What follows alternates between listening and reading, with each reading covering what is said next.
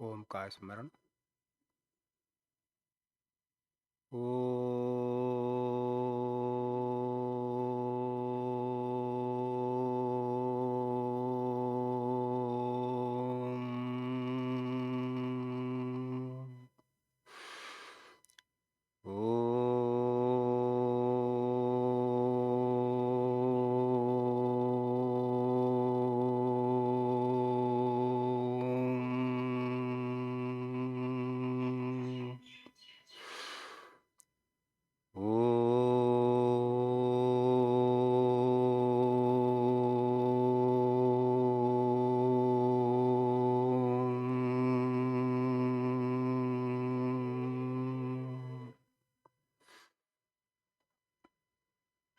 समुपस्थित आर्यभद्र पुरुषों, आदरणीय आचार्यगण, पूज्य मातृशक्ति, प्रिय ब्रह्मचारियों, हमारा विषय चल रहा है विश्वास। मनुष्य अकेला जीवित नहीं रह सकता है।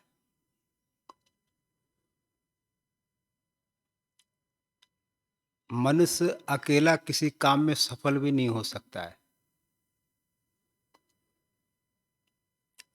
और ये मनुष्य एक ऐसा जन्म है, एक ऐसी योनि है कि इस मनुष्य को हर समय किसी न किसी दूसरे के सहारे की आवश्यकता होती है।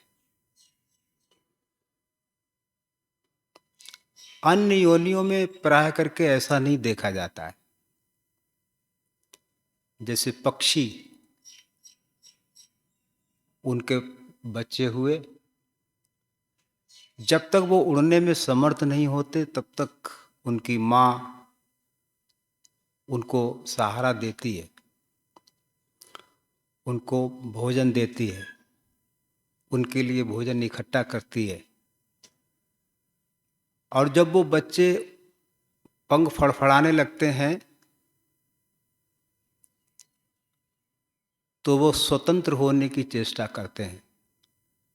अब उसे माँ का सहारा नहीं मिलेगा, अब उसे पिता का भी सहारा नहीं मिलेगा। और फिर एक ऐसा दिन आता है कि वो बच्चा जब बड़ा होता है तो फिर वो बिल्कुल स्वतंत्र हो जाता है। माँ कहाँ है, पिता कहाँ है, सब कुछ लापता हो जाता है। हालांकि कुछ देशों में ये व्यवस्था है कि वहां पर भी मनुष्य को पशु से अतिरिक्त और कुछ नहीं मानते। वो कहते हैं कि जैसे दूसरे स्तनधारी जीव हैं, ऐसे ही मनुष्य भी एक स्तनधारी जीव है। इसलिए वैदिक संस्कृति में, आर्य संस्कृति में जिस मनुष्य को दुनिया का सबसे श्रेष्ठतम प्राणी कहा गया है, वहां उसे इतनी महत्ता प्रदान नहीं की गई है। तो वहां क्या करते हैं, जैसे कि मैंने सुना है, अभी परिवर्तन हुआ होगा तो नहीं समझता, नहीं जानता मैं क्या परिवर्तन हुआ होगा, कि वो बच्चे को लगभग जब 15, 16, 17 साल तक का होता है तो उसकी व्यवस्था उसके माँ बाप करते हैं। और उसके बाद जैसे ही वो थोड़ा सा बड़ा होता है फिर उसको छोड़ दिया जाता है। अब वो स्वयं आत्मनिर्भर बन के अगर आगे की पढ़ाई को चलाना चाहता है तो करे, पर घर से उनको कोई सहायता नहीं मिलेगी। अपवाद देखो सब जगह होते हैं, कोई कहे जी वहाँ ऐसा है, वहाँ अपवाद सब जगह होते हैं, लेकिन वहाँ अभी तक इस तरह की व्यवस्था शायद बनी हुई होगी। इसलिए होटल में बर्तन मांज करके अपनी पढ़ाई चालू करें, किसी के घर सफाई करके अपनी पढ़ाई चालू करें। यानी स्वयं अब आप अपने पैरों पे खड़े होकर के ही आगे बढ़ने के अवसर स्वयं के ऊपर ही वो सारे निर्भर हैं। तो मनुष्य को सहारा चाहिए, और सहारे के बिना मनुष्य आगे बढ़ नहीं सकता, चल नहीं सकता। और अगर हम आध्यात्मिक दृष्टि से बात करें कि ईश्वर के बिना मनुष्य का काम नहीं चल सकता। आध्यात्मिक जगत में ईश्वर पर हम विश्वास क्यों करते हैं? क्योंकि हमें बताया गया है, हमें सिखाया गया है, हमें युक्ति तर्क प्रमाण से ये निश्चित कर दिया गया है कि ईश्वर है और वही हमारा सब कुछ है, वही हमारा सर्वस्व है, वही हमारा पालन करने वाला है, वही हमारा सब कुछ है, वही हमारा ध्येय भी है, वही हमारा उद्देश्य भी है कि हम दुनिया के सब तरह के गोरख धंधों से, विभिन्न प्रकार के व्यवसाय जो कर रहे हैं, अगर इन सबको करते हुए हमारे जीवन में ईश्वर की सत्ता विस्मृत है, ईश्वर को हम भूल जाते हैं, ये मैं आध्यात्मिक जगत की बात कर रहा हूं, तो उसकी आत्मा भूखी रहेगी, उसकी आत्मा में अशांति रहेगी, उसकी आत्मा में पीड़ा, असंतोष, अतृप्ति रहेगी। वह आत्मा छल कपट से, आत्मबल से हीन होगी। ये सब दुर्गुण उस व्यवसाय के अंदर, उस डॉक्टर के अंदर, उस चिकित्सक के अंदर, उस विद्यार्थी के अंदर, किसी को भी आप लगा लीजिए, ये धीरे धीरे बुराइयां, ये दुर्व्यसन, ये दुर्गुण एक एक करके कब प्रवेश कर जाते हैं पता ही नहीं लगता है। तो इसलिए वेदों में क्या विशेषता है कि हम वेदों को पढ़ें? लोग कहते हैं कि वेद तो पुराने हो गए, अब वेदों की क्या जरूरत है, अब हम नई दुनिया में है, नए संसार में है, नया ज्ञान है, नया प्रकाश है, इसलिए अब इन पुरानी पुस्तकों को मानने का कोई औचित्य नहीं है।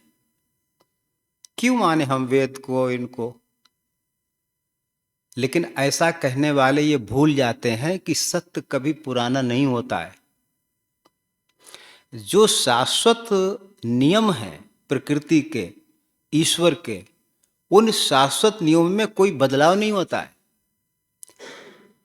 वो जब ये तर्क देते हैं कि वेद पुराने हो गए, वेद की जरूरत नहीं है, अब ये मानो, अब कुरान मानो, कि बाइबल मानो, ये नया है, ये वो पुराना है, इस तरह के वो तर्क जो प्रस्तुत करते रहते हैं, उनसे पूछना चाहिए कि सूर्य भी तो पुराना है, उसको उसका प्रकाश लेना छोड़ दो। संभव है कि उसके प्रकाश को हम ना लें और हम जीवित रहें? आप देखिए जाकर के जो यूरोप के देश हैं, इंग्लैंड वगैरह जो देश हैं, जय माता जी हमारे बीच में है, वो यहाँ पर 6 महीने क्यों रहती हैं? क्यों? इनको 12 महीने वहीं रहना चाहिए या 12 महीने यहीं रहना चाहिए? पर 6 महीना इधर, 6 महीना उधर, क्योंकि वहाँ इतनी बर्फ पड़ती है, इतनी बर्फ पड़ती है कि बताते हैं कि 7-7, 8-8 फुट बर्फ पड़ जाती है माता जी, 7-8, 8-8 फुट बर्फ पड़ जाती है। उस बर्फ को की तह को हटाने के लिए ही सरकार का बहुत सारा बजट उसमें खर्च हो जाता है। इतनी बर्फ पड़ती है, बताइए आप कैसे रहेगा आदमी सूर्य के बिना? तो सूर्य भी पुराना है, चंद्रमा भी पुराना है, और आदमी की बनावट भी पुरानी है। ऐसा तो है नहीं कि अब नए युग में हम जी रहे हैं तो आंख यहाँ पे लगाई है तो पीछे लगाना शुरू कर दे भगवान। क्यों जी भाई, अभी तो आंख यहाँ पे है, अब दो पीछे लगा दे, आंख की आगे की रहने दे, पीछे लगा दे, कान यहाँ है तो यहाँ लगा दे। पर बनावट भी वही है, चंद्रमा भी वही है, सूर्य भी वही है। जब सब कुछ आप पुराने को स्वीकार करते हैं, उस पर आप विश्वास करते हैं, तो फिर वेद में ऐसी कौन सी बात है कि जो पुरानी है अब उसकी आवश्यकता नहीं है? तो जो शाश्वत सत्य होते हैं वो सदा ही नए होते हैं, वो कभी पुराने नहीं होते। इसलिए सत्य कभी पुराना जीर्ण शीर्ण नहीं होता है। आदमी का शरीर जीर्ण शीर्ण हो जाता है, मनुष्य के सिद्धांत जीर्ण शीर्ण हो जाते हैं, आज हैं कल नहीं हैं। विज्ञान के सिद्धांत जो भी निर्णीत नहीं हैं उनमें परिवर्तन होता रहता है। कभी सृष्टि की उत्पत्ति कुछ मानते हैं, फिर थोड़े दिनों बाद और बढ़ा देंगे, थोड़े दिनों बाद और बढ़ा देंगे। वेदों की उत्पत्ति कुछ कहेंगे कि 3000 वर्ष पहले हुई, फिर कहेंगे 5000 वर्ष पहले हुई, फिर कहेंगे 50,000 वर्ष पहले हुई। इस तरह आदमी का गणित जो है वो बदलता रहता है। क्यों क्यों बदलता रहता है? क्योंकि जीव अल्पज्य है। जीव को सत्य का पता बहुत धीरे धीरे लगता है, इसलिए वो अपनी नियमों में परिवर्तन करता रहता है। अच्छा, एक बात आपसे पूछता हूं, ईश्वर के नाम पे झगड़े चलते कि नहीं चलते हैं? मेरा ईश्वर ठीक है, वो कहेगा मेरा ईश्वर ठीक है, वो कहेगा मेरी पुस्तक ठीक है, वो कहेगा मेरी पुस्तक ठीक है। अच्छा, सब तो ठीक नहीं हो सकते ना? क्यों जी?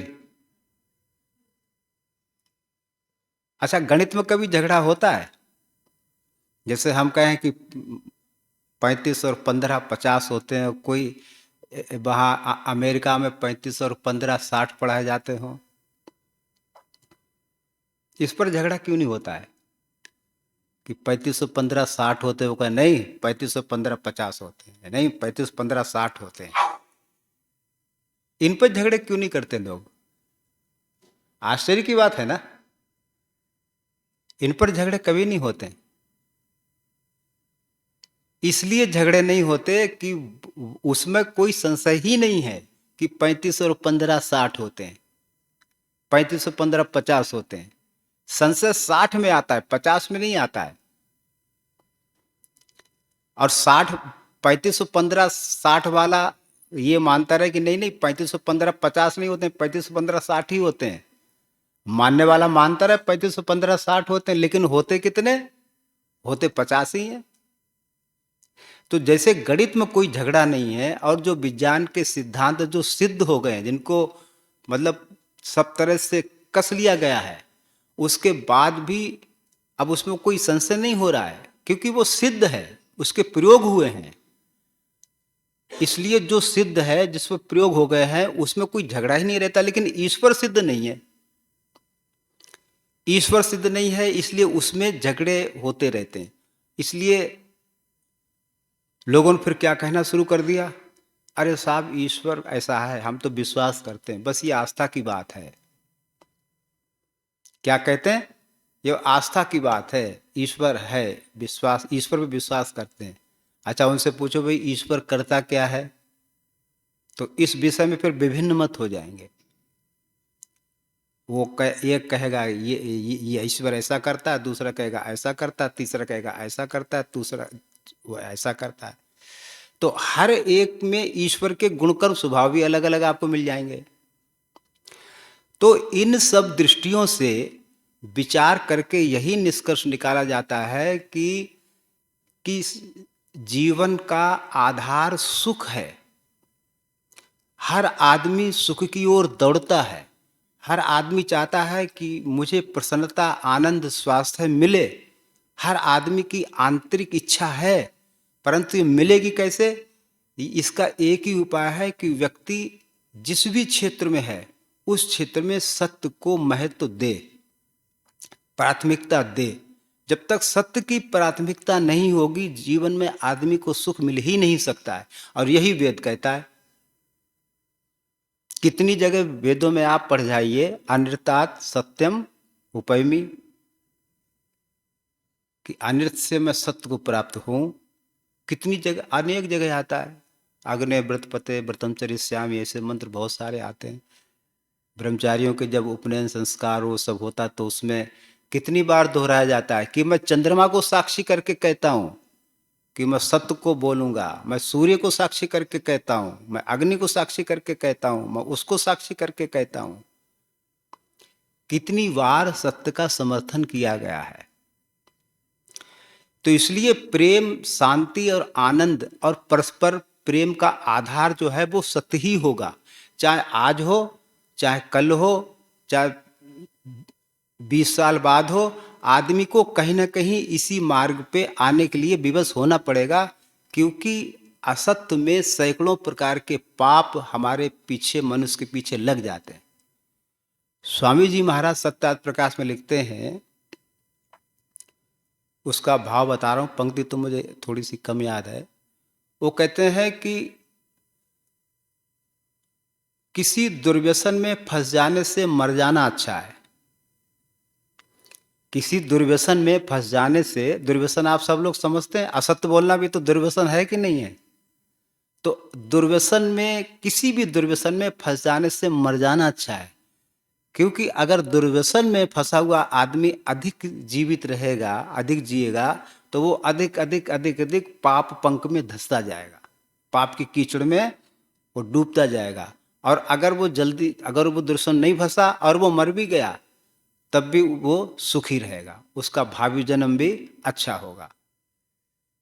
क्योंकि जो मनुष्य वेद से विरुद्ध, यानी सत्य से विरुद्ध, चलो वेद से अगर किसी को चिढ़ होती है तो वेद सब हटा देते हैं। लोग कई बार वेद से चिढ़ने लग जाते हैं, क्या हर समय वेद वेद कहते रहते हैं, ऐसा होता है कई बार। वेद से ही, वेद नाम से चिढ़ जाते हैं कई लोग। जैसे किसी को शूद्र कह दो तो चिढ़ जाएगा। जैसे किसी को आप शूद्र कह दें, बहुत आज तो कह भी नहीं सकते, अंदर हो जाओगे अगर ज़्यादा कुछ फालतू अगर कुछ बोल दिया गया तो इसी तरह से वेद कहें, सत्य कहें, ऋत कहें, ये सब पर्यायवाची हैं। तो इसी तरह से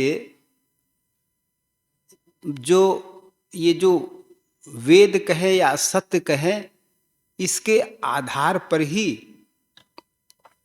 मनुष्य सुख और आनंद को प्राप्त हो सकता है। इसलिए हमेशा सत्य की जरूरत रहेगी, हमेशा सही ज्ञान की जरूरत रहेगी। इसलिए जो भी सत्य से विरुद्ध बोलते हैं, हम कहते हैं, करते हैं, आचरण में लाते हैं, तो वहाँ क्या होता है? तो कहते हैं कि जो भी व्यक्ति सत्य मार्ग को छोड़ करके, वास्तविकता को छोड़ करके जो अवास्तविकता में उतर रहा है, जो सत्य को छोड़ करके मिथ्या व्यवहार को ही प्रमाणिक मानता है, उसी में वो जी रहा है। जो हमें झूठ में चला रहा है, तो बिना विचारे किसी के पीछे चलने से सैकड़ों प्रकार के पाप उस व्यक्ति के पीछे लग जाते हैं, जो बिना विचारे किसी व्यक्ति के पीछे चलने लग जाता है कि सामने वाला जो कह रहा है वो सत्य है या नहीं।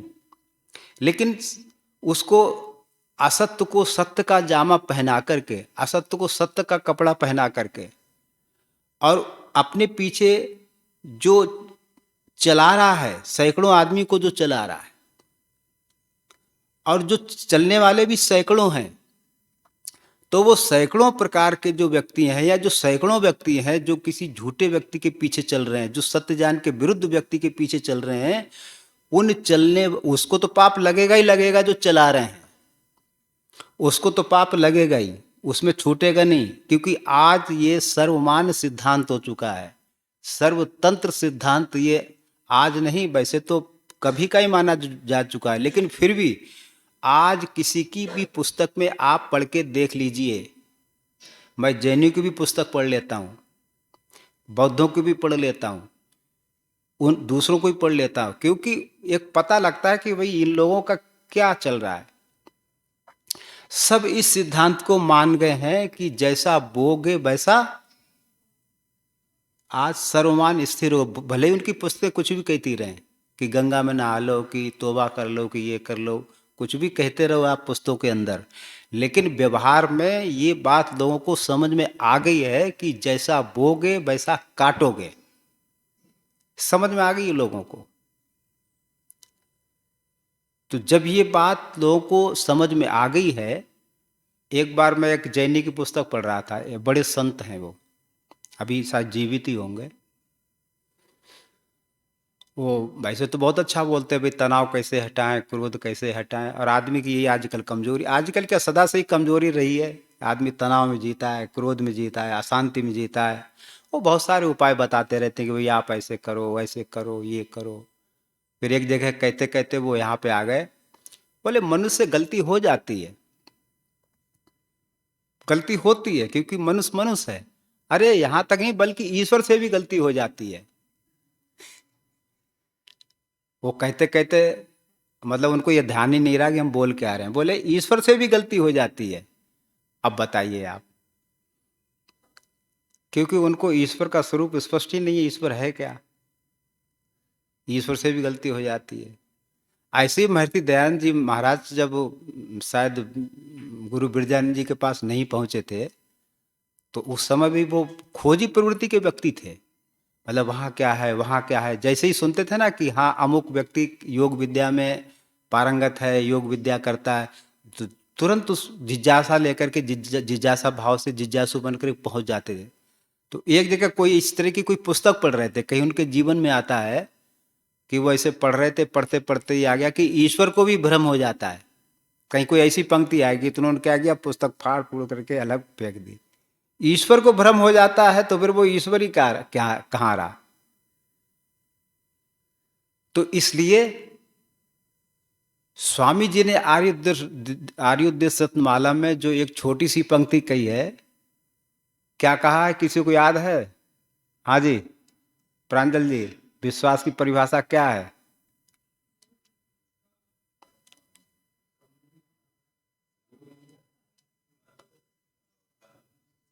जिसका,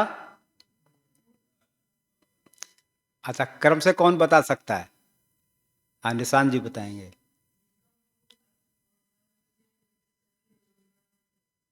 उसका नाम विश्वास है। हाँ तो ठीक है, बहुत छोटी सी पंक्ति है ना, बहुत छोटी सी पंक्ति है। जिसका मूल, जिसका अर्थ और जिसका फल निश्चय करके सत्य ही हो, वह विश्वास है। अब जिसका से यहां पर हम क्या घटाएं, चलो पुस्तक ले लेते हैं। एक आपको उदाहरण एक छोटी सी कहानी सुना दें, थोड़ी सी रोचकता आ जाएगी, नहीं तो लोग ऐसे कर लेते हैं कई बार ऐसे। हम्म, हो जाता ना, कई बार हो जाता है। कई बार मैं भी जब सुनता था तो मैं भी सो जाता था, सुनाने वाला क्या सुना रहा है हमें पता ही नहीं लगता था। हो जाता है, सबके साथ हो जाता है। और जिसको नींद ना आती हो वो धर्म कथा में आ जाए, सबसे बढ़िया बात ये है। जिसको अनिद्रा की बीमारी हो ना, वो बस ऐसे जगह आ जाए जहाँ बोर ऐसे विषय सुना जा रहे हो कि एकदम नींद आ ही जाए। तो वहां पर पंचतंत्र में एक छोटी सी कहानी आती है कि एक बाघ, समझाने के लिए कथा है, कोई बाघ चीता शेर कोई बोलते नहीं है। कथा ये है कि वो तिलक लगाए हुए, गले में माला पहने हुए और हाथ में माला लेकर के, और वो बैठा हुआ है, और एक हाथ में उसके कंगन भी है, सोने का कंगन। तो अब वो कह रहा है कि भाई मैंने अपनी जवानी में बड़ी हिंसा की है, बड़े छोटे छोटे जानवरों को खाया है, बड़े रिश्तेदारों को भी हमने नहीं छोड़ा है, उनको भी हमने अपने पेट में पचा लिया है। तो अब मैं किसी साधु के उपदेश से ये निष्कर्ष पे पहुंचा हूं कि अब मैंने सर्वथा अहिंसा का व्यवहार प्रारंभ कर दिया है, अब मैं पूर्ण अहिंसक हो गया हूं। अच्छा, बाघ स्वभाव से कैसा होता है? हिंसक होता है। मूर्धनि स्वभावो वर्तते, एक पंचतंत्र में कहीं पंक्ति आती कि ये स्वभाव जो है ना, ये हमारे सिर पे सवार रहता है। आदमी का स्वभाव या किसी का स्वभाव बदलता नहीं है। हालांकि आदमी अपने स्वभाव में परिवर्तन कर सकता है, आदमी के लिए असंभव नहीं है। मनुष्य प्रयत्न से, साधना से, ध्यान से, विवेक से अपने स्वभाव में परिवर्तन ला सकता है, लेकिन अन्य लोग नहीं ला सकते। और जो मनुष्य मनुष्य होकर के भी अपने स्वभाव परिवर्तन नहीं ला पाते, निश्चित रूप से वो कमजोर कमजोर ही मानने पड़ेंगे। तो जब वो इस तरह से वो सब कर रहा था, तो एक आदमी के मन में लालच आ गया और कहा कि है तो ये हिंसक, लेकिन फिर भी बदल जाते हैं लोग, परिवर्तन हो जाता है। तो कहा कि भाई तेरे हाथ में जो कंगन है, और तू था तो पहले बड़ा हिंसा करने वाला, मैं तेरे पे कैसे विश्वास करूं कि तू अब अहिंसक हो गया है। तो बाघ कहता है कि देखो, विश्वास करो ना करो, परंतु मुझे अब ज्ञान हो गया है कि हिंसा करना अच्छा नहीं है। अब मैं उपदेश से, साधु संतों के उपदेश से अब मैंने ये सब छोड़ दिया। इसलिए तू निर्भय होकर के मेरे पास आ जा और ये सोने का कंगन ले जा, तेरा काम चलेगा। और सोने की कीमत तो उस समय उसके हिसाब से उस समय भी बहुत रही होगी। आज के हिसाब से आज बहुत है, तो उस समय के हिसाब से उस समय भी बहुत रही होगी। तो उसने सोचा कि हाँ, अब ये हिंसा का स्वभाव छोड़ दिया है और ये दान भी करना चाहता है, तो क्यों ना ले लिया जाए। तो बाघ कहता है कि एक शर्त है कि पहले ये इस तालाब में थोड़ा स्नान कर लो, क्योंकि देखो मैं भी स्नान करके बैठा हूँ। अब ऐसे नहीं किसी से दान ले तो आप यूं ही अपना मलेच्छ बन करके दान ले लो। तुम्हारे हाथ गंदे हैं, तुम्हारा सही गंदा है, स्नान करो। वहाँ थोड़ा ऐसा नहीं लिखा, मैं अपनी तरफ से बोल रहा हूँ। तो स्नान किया। स्नान करते करते वो तालाब ऐसा था कि उसमें कीचड़ थी। तब अब बाघ ने ऐसे देख भी रहा था और कंगन दिखा रहा था, कनखियों से देख भी रहा था कि क्या मामला है, कि ये फंसा कि नहीं फंसा है। हैं? इधर कंगन दिखा रहा, पर यूं भी देख रहा है कि फंसा कि नहीं फंसा है ना। हाँ, फंस गया है। फंस गया है तो उसने, अरे ओ हो, आप तो फंस गए हैं बुरी तरह से। अरे तू तो फंस गया भाई, ठहर ठहर ठहर, मैं आता हूँ तेरे पास तुझे कीचड़ से निकालने के लिए। अब वो कंगन तो धर दिया एक तरफ। अब उसके पास वो पहुंचता है धीरे धीरे। अब आदमी सोचता है कि आहा, मेरी बड़ी भूल हुई जो मैंने इस हिंसक पशु पर विश्वास कर लिया। और दो तीन उपदेश वहाँ पे और भी हैं, वो आ- पढ़ सकते हैं आप लोग, कि मैंने बहुत बुरा किया जो इस हिंसक पे विश्वास कर लिया। और ये कहते कहते बस बाघ आया और उसने गर्दन पकड़ी और तोड़ के उसको खा गया। तो इसमें हम ये सीख सकते हैं कि जिसका स्वभाव जैसा होता है ना, वो अपने उसी स्वभाव के अनुसार देता है। इसलिए इसलिए ऐसे व्यक्ति पर विश्वास बहुत सोच समझ के करना चाहिए। ये व्यक्तियों पर भी घट जाएगी। ऐसे व्यक्तियों पर विश्वास बहुत सोच समझ करके, बहुत परीक्षा करके करना चाहिए कि मैं इस व्यक्ति पर विश्वास करूं या नहीं करूं। तो ये जो विश्वास वाली बात थी कि मनुष्य जो है उसको सहारा चाहिए, और सहारा आपस में एक दूसरे का सहयोग तभी मिलता है जब मनुष्यों के बीच में परस्पर प्रेम हो। अब प्रेम किस पे टिकता है? विश्वास पे। अब विश्वास किस पे टिकता है? सत्य पे। और सत्य किस पे टिकता है? ईश्वर पे। इसलिए अंत में जो ईश्वर भक्त है, जो सच्चा ईश्वर भक्त है, निश्चित रूप से उसके अंदर अगर पवित्रता है, उसके अंदर एक दूसरे को सहयोग देने की भावना है, तो निश्चित ही उसके अंदर विश्वास की मात्रा बहुत अधिक होगी। यदि हम अपने जीवन में अपना विश्वास दो व्यक्तियों पर भी हमने कर लिया, दो व्यक्तियों को भी, दो व्यक्ति भी हमारे ऊपर अगर विश्वास करने लग गए, तो इसका मतलब है कि मैंने अपने जीवन को थोड़ा सा संभाल लिया है। किसी नीतिकार ने कहा है, फिर अपनी बात समाप्त करता हूं, कि प्रेम तो लोग सबसे करते हैं, ऐसे बहुत सारे मिल जाएंगे जो प्रेम सबसे करेंगे, लेकिन विश्वास किसी किसी पे करेंगे। प्रेम सबसे करेंगे लेकिन विश्वास किसी किसी पे कर सकते हैं। तो हमारा ऐसा जीवन हो कि हम अपना प्रेम का क्षेत्र भी बढ़ाएं, और हमारा आचरण ऐसा हो कि लोग धीरे धीरे हम पर निसंशय होकर के विश्वास करने लगे। तो ये आज का विषय था, बाकी चर्चा कल करेंगे। शांति पाठ।